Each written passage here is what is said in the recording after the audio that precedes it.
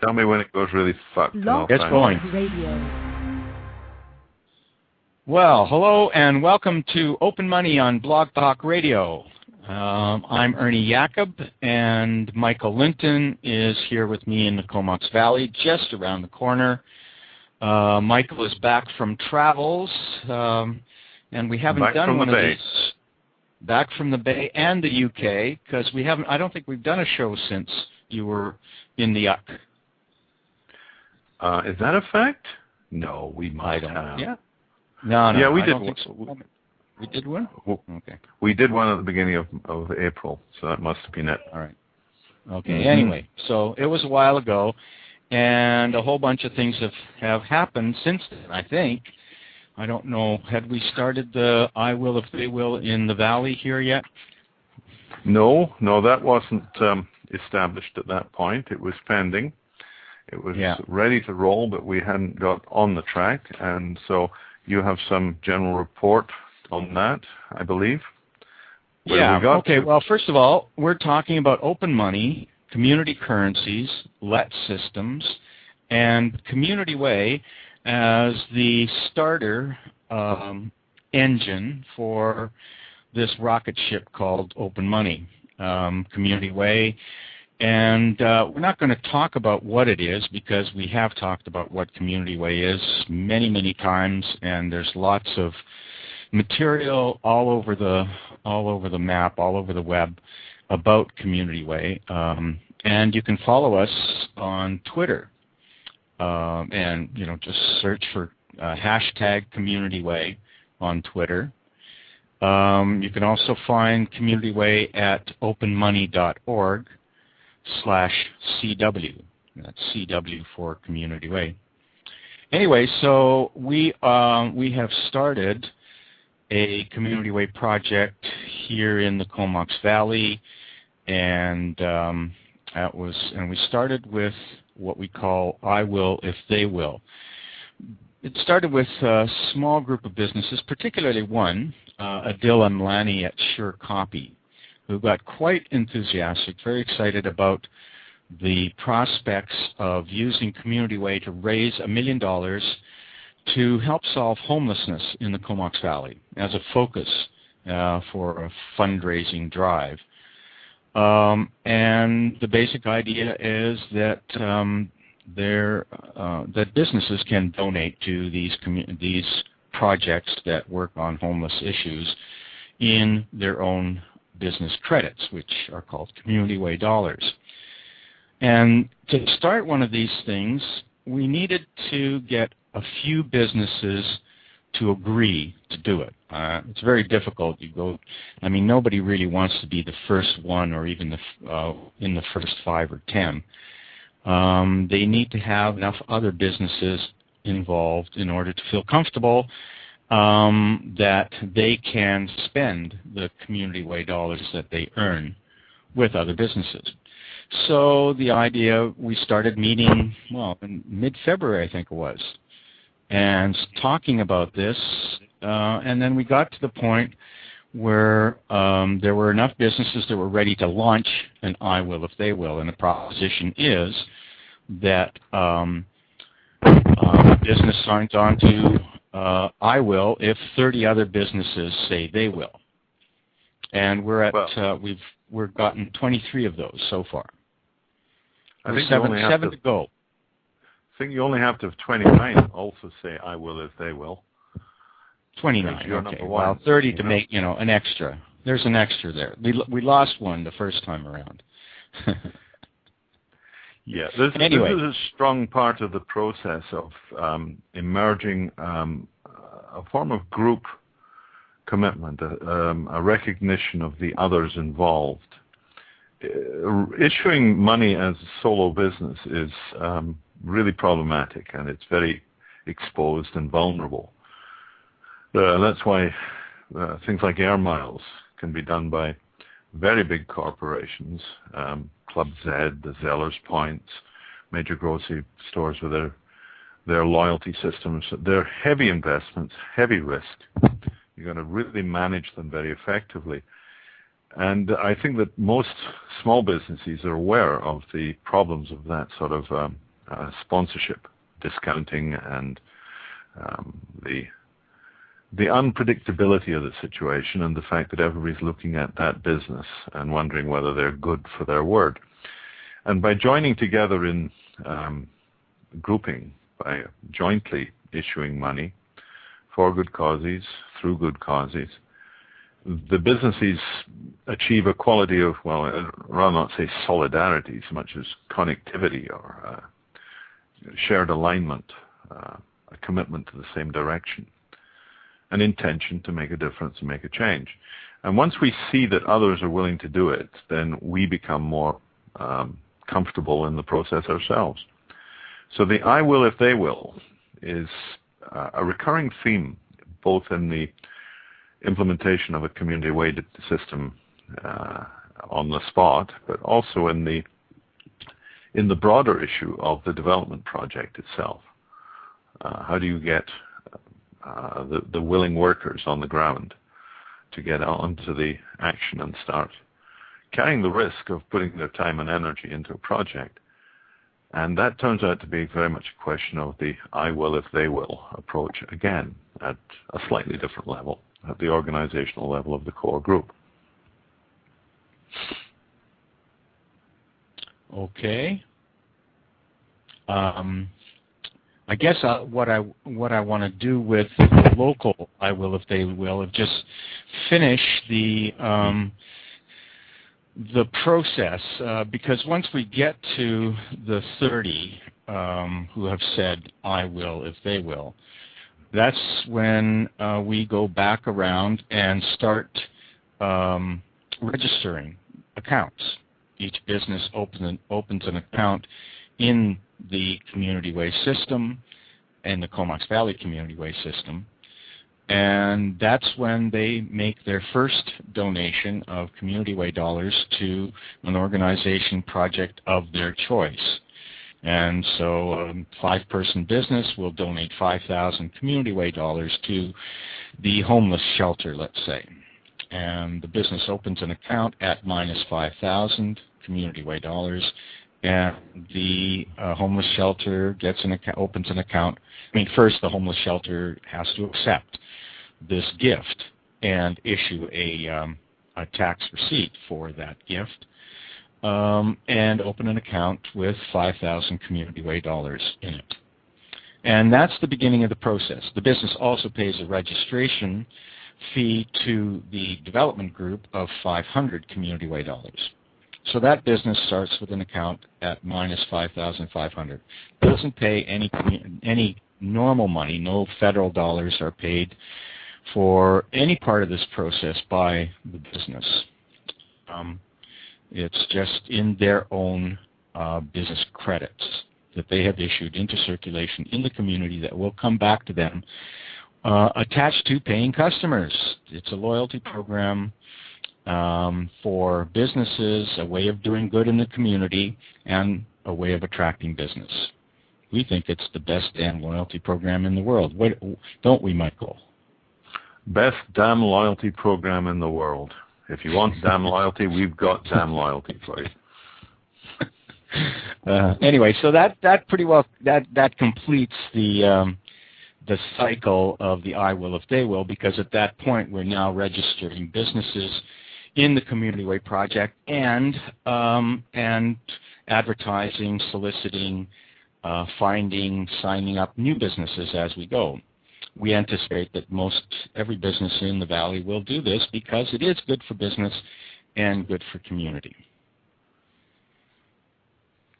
Yes, indeed.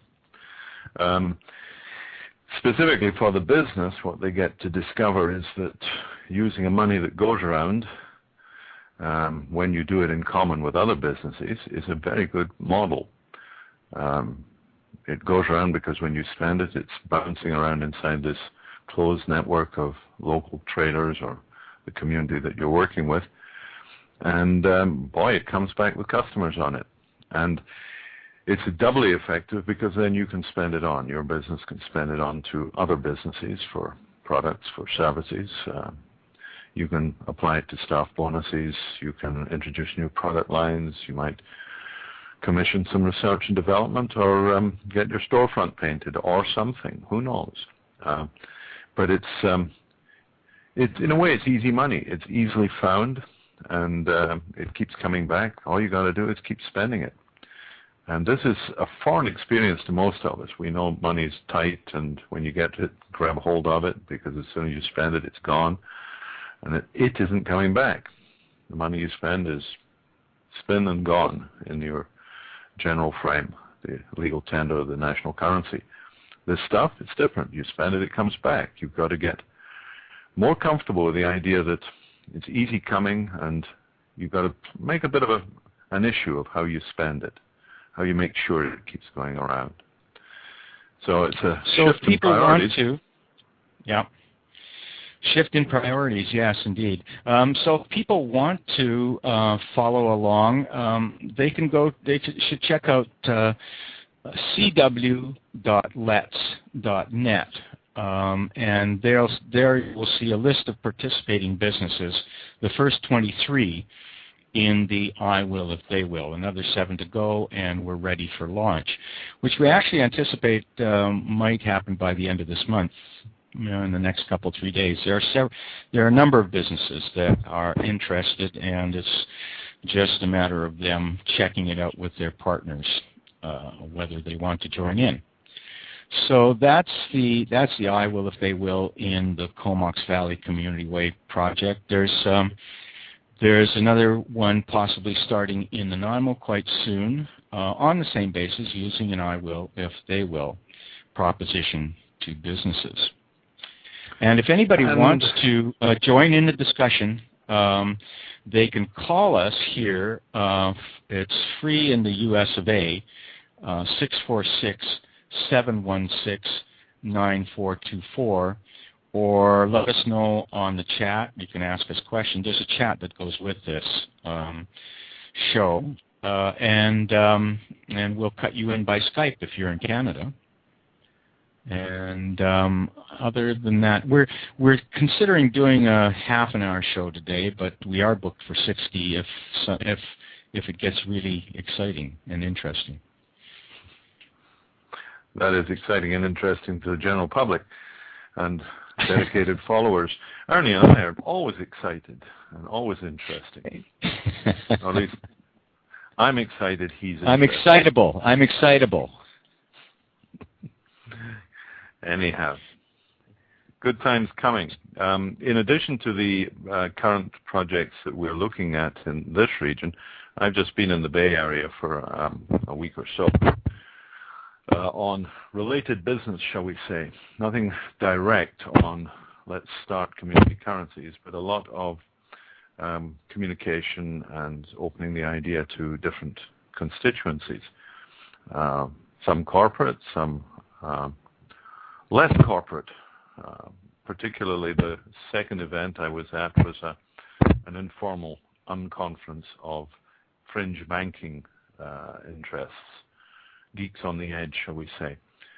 Many of whom come from Europe, not for that particular event, but for Finovate in San Francisco this week, and had taken in this on the Saturday to be at the Bar Camp Bank of San Francisco #2.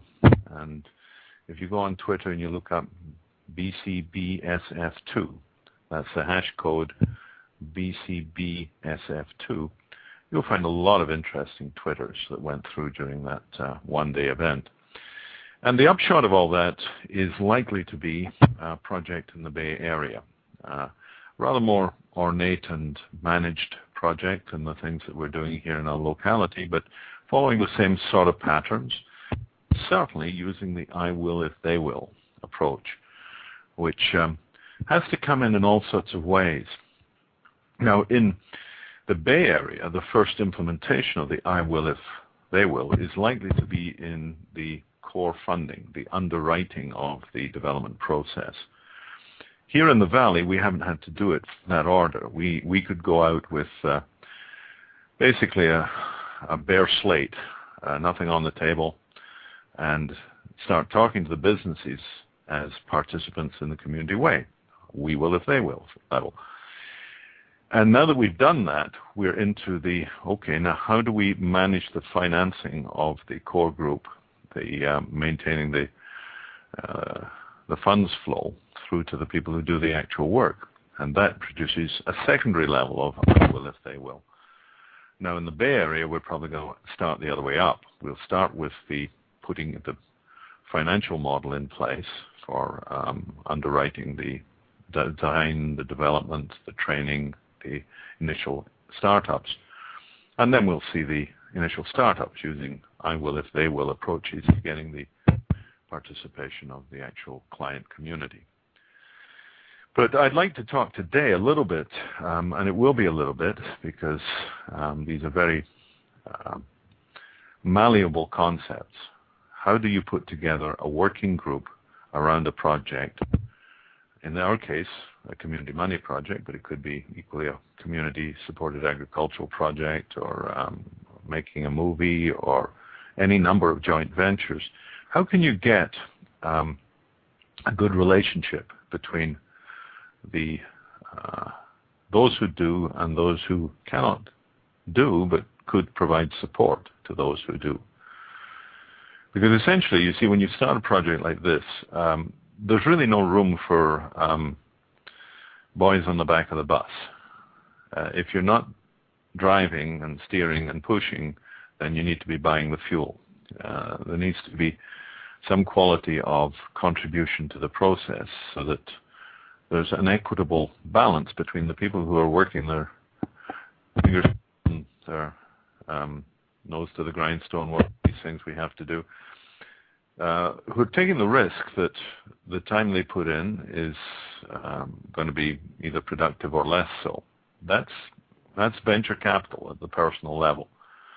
You put in 2 or 3 weeks' work, well, you want something to make it possible for you to put in the next 2 or 3 weeks' work, and then the next after that. So there has to be a feedback and a flow.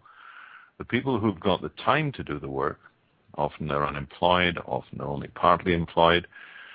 They've got the skills, variety of them. They could be good on the street on selling. They could be good in the computer back room. They could be good in the administration. They could be good in the education and promotion side. They could be good in the printing, the styling, the whole presentation.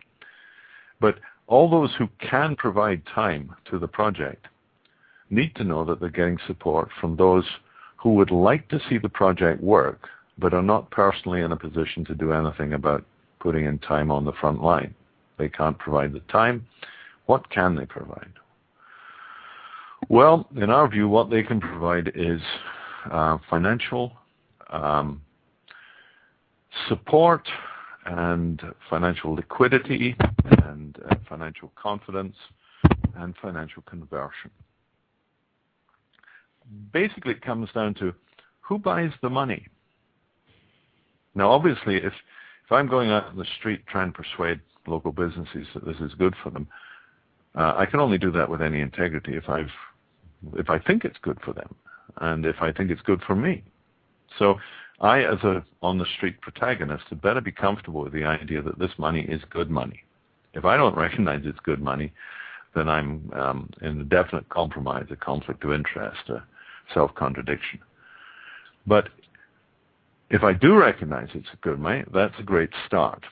Unfortunately, it's not quite enough because being paid in this money as beneficiary of the development pot, all the businesses pop a bit of their registration fee in the community money into the common pot, and I, as a willing worker, am able to draw from that pot in accordance with what the others who are working with me agree is an acceptable recognition of my work. But if I'm only drawing community money, then I could be in difficulty in that that community money is the expander of my cash flow. I can use it partly at the grocery store, partly in the restaurant, partly for my car to get fixed. But I still need cash. So how does a person who needs cash get cash from their earnings in community money in the development group? Our view is that there needs to be a secondary fund available, a bank based. Here's the bank account for the project. Now, we also think that that bank account should be generally in negative, in a line of credit, an overdraft, a borrowing situation, and that that borrowing should be supported by those who are intent on the end of the project, who want to see community money rolling, who want to see the development group active and effective, but can't provide any actual time on the job. Well, can they provide either one of two things? And the first one would be, can they co-sign in part, and we're thinking of several people rather than one, but can they co-sign for parts of maybe a $15,000, $20,000 line of credit? About that scale for a small-scale startup. Could be bigger in some places, but 15, 20 is a nice number, and it works in a small community. It gives you about maybe 2 or 3 months of horizon. That if nothing was working very fast, you could still finance the process by moving through that line of credit, hopefully getting to say 10, 12, 15,000 instead of the full 20, if 20 was the number you got there. And then at that stage, beginning to see the income and the general conversion of the money, allowing that it didn't get much worse than that 10, 12 level. But even at 10, 12, the underwriters of that line of credit are carrying the risk. They are the people who are saying, I believe in this, and I'm willing to put my name on it, I'm willing to support it, and I guess if the whole thing goes down, then I lose my underwriting, and I might be into it for 2,000 or 4,000, 1,000. It might be a group of us have co-signed for a $5,000 slice of this between us. You know, we're clubbing it up. But whatever the risk is, I'm carrying a bit of it. Now, the other side of that management of the fund system is who is committed to changing. That is changing money. That is saying, on a month-by-month basis, you can count on me to buy $500 from the development pot in cash, so that cash goes into the line of credit, the overdraft of the group project, and keeps it from topping out and going tilt and the bank foreclosing on it or anything. It's that commitment to change that is the necessary horizon and foresight that allows the community to move forward. So what we're looking for now are 2 levels of financial I will if they will. One group who are saying, I'll carry some of the risk, I'll co-sign for the loan if other people join me in that project. And that might mean 4 or 5 people saying 2,000 or 3,000 or something like that, maybe more. But initially, there's got to be some people who say, this is a good idea and I'm backing it with my risk carrying. Now, the only level of risk that they can accept is got to be balanced by income in the community money. That is, if you go minus 10,000 in the pot in cash, there better be at least 10,000 community dollars on the other side of the books, so that if everything went utterly dead and toes up, then even those who'd lost their cash at the bank can get community money as compensation. So, okay, the short-term deal fails, the risk is realized, oops, we lost our cash, but for every dollar we lost, we get soft money, the community credit that we actually tend to believe in anyway. So that's the deal for the underwriters. And they're the, if you like, the backstop, they're the back wall of our project. But on that wall, you've got to have an ongoing ability for individuals to be the changers of choice, the people who say, I'm changing the money, and I'm doing it on behalf of the group as a whole, and you can count on me for the next 3 months to flip $500 a month.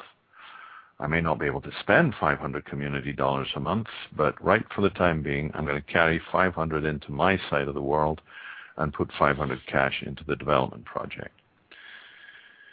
These are the guys who are the real engines of change at the financial level. Willing converters. People are willing to say, I buy this money. It means something to me. It's real in my society. It's real in my community. I believe in my local businesses. Count me in as a regular buyer. And I might buy from the group as a whole, I put my cash in the pot and take my community currency out. Or I might be selectively supporting a particular individual or a couple of individuals or a particular project. Maybe I'm supporting the artwork around the display ads or the storefront logos, or maybe I'm supporting the guys who are going to do the web work, or maybe I'm supporting the youth project that's doing the street connection for the businesses to see the point of all this. I could be very selective. I might be selective to a particular person. Maybe my second cousin twice removed is one of the guys in the... Well, your son and or daughter. I mean, if my kid is working on this project and earning Community Way dollars, I'm going to buy them from him or her, right? I mean, the kid's earning good money that I can spend. I'm going to give her $100 Canadian dollars and get 100 Community Way dollars, and then I'll spend them I'll go looking for where I can spend the Community Way dollars. And those businesses, not only are they going to get my business, they're also going to get my appreciation, for doing this. I mean, they're the ones that started in the first place. Thank you, business. Yeah, it's a way of returning the favor. It's all about public recognition. The businesses are recognizing the nonprofits in the community for the value they create.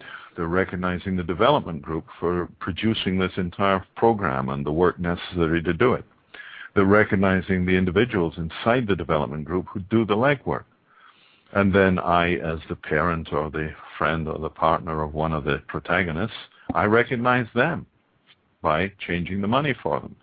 And then I'm able to go back to the businesses that were the underwriters of the whole thing and say, recognize your contribution to the community. Here I will patronize your business. And for the business, well, look at that. I gave it away and it came back.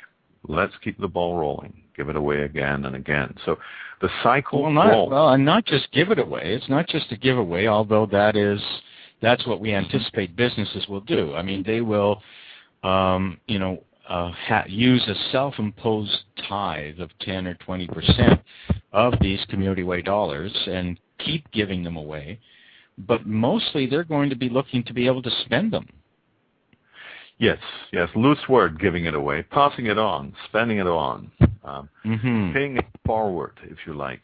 The model of getting the money in a circle. Let's make the money go round. That's the game. And it's a very simple game. It's a very simple game. Move the money. But at the very core of it is respect the money, recognize the money, believe in the money, buy the money. I mean, do you buy this idea? Ernie, do you buy this idea of money that goes around? Of course you buy it. And in fact, I already have bought the money. Anyway, so we're done with our 30 minutes, Michael. Shall we continue on for a few more minutes? Yeah, we can give it a couple more. There's nothing much more direct in the pipeline, but what topics did you want to pick up on? Well, no, I think so that when people do listen to this, if anybody's listening now, they can call in. If you have any questions, we're open for questions. We don't have to quit now. And so you can call 646-716-9424 or drop us or write it up on the chat if you don't want to join in the call. And ask us a question, make a comment, whatever. We'll respond. And if people want to follow a Community Way development process, you can do that on Twitter by following @CVCW. So on Twitter @CVCW. That's and basically that's just a Twitter stream of what's actually happening by the numbers, essentially. So you can see there that the latest information has to do with, well, it has to do with this show, this Blog Talk Radio show, but also the previous one has to do with the fact that we've got 23 businesses in the Comox Valley who have agreed to an I will if they will. So we've got 7 more to go to get to 30, at which point the Community Way dollars start to flow, and you can track the action on Twitter at CBCW. And that line, by the numbers, you follow it by the numbers, you look at the numbers. Well, to pull the pun on that, do you buy the numbers? I mean, when you look at the numbers here, is it something you can buy into? Can you say, oh yeah, that's interesting. Starting from nowhere, and in a few weeks, simply by word of mouth and network and a little bit of work here and a bit of thinking there, we get a bunch of people who've a mind to put their money where their mouth is. It's a big issue there. Call that the 3-10 deal. They have their mind on it, and their mouth is their money to go with it. Well, if you buy the numbers here, that is, if you look into what's going on and you can sort of recognize, hello, this is interesting, then the next thing is, do you buy the money? I mean, okay, here's obviously, oh, excuse me. There's always 3. Well, not always, but there were today. If you buy the money, then it's a statement of forward intention. The people who make commitments to change, who say, I like the idea, I like the process, as the process goes, count on me as a change agent. That statement, you can count on me for this, is it's a monetary investment. It's a statement of intention. Doc Searles, who's one of the famous protagonists of the Clue Train Manifesto, and is currently very hot in vendor relations management. A couple of years ago, he put out a piece on the Linux Journal, I think it was, about the intention economy. Now, we've been told a lot about the attention economy, that people have only got so many hours in the day, so many eyeballs, and the job of the marketing world and the political people and anybody is to get that attention, is to get people going on what's there. Pay attention, you guys, and so on. Well, Searles turned it over and said it's the intention economy that we've got to pay attention to. It's who says what they're going to do, how committed are they to their purpose, and how will they fulfill that. And that's the big one for us.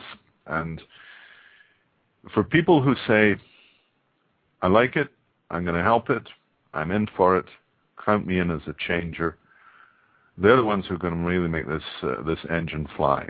That's what gets our wheels off the ground and gets us up into the big sky.